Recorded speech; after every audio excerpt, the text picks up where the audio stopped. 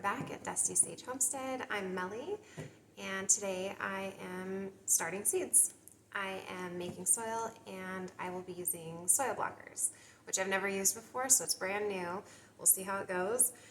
And I'm using Elliot Colmans' recipe for the soil blockers. Okay, I have my little helpers here. They're going to help me make the soil and do the planting. We're also working on homeschool at the same time. Sometimes that's just how our days go. So I added my peat moss to the bucket, and I'm doing it in a bucket because I am working in my garage. It is snowy outside, and this is my workshop right now.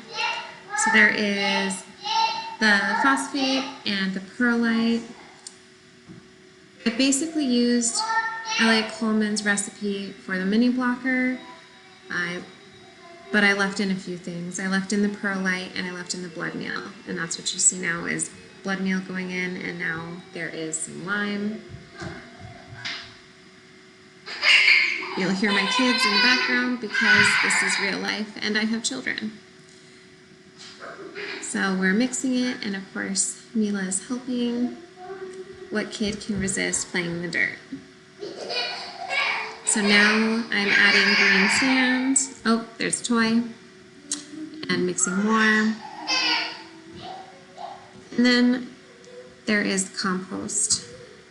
I ordered all these ingredients off of Amazon, and it was a little difficult to break down the compost, so I did lots of mixing. And adding water. I was surprised at the amount of water I had to add to get this to the right consistency.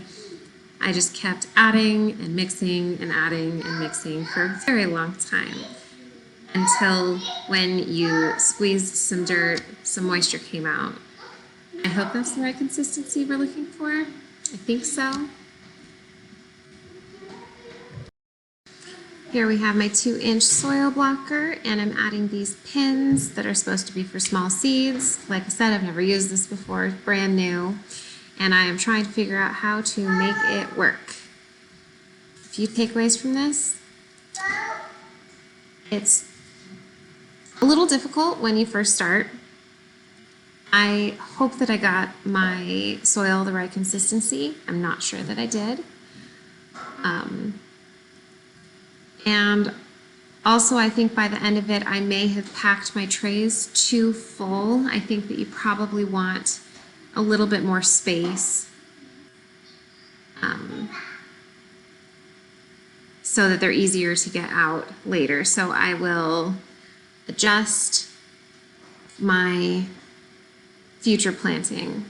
And of course, Mila is into everything because that's what toddlers do.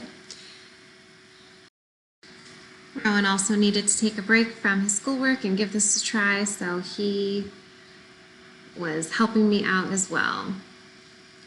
Most of the video I got of Rowan helping me featured his rear side, so you don't see a lot of that.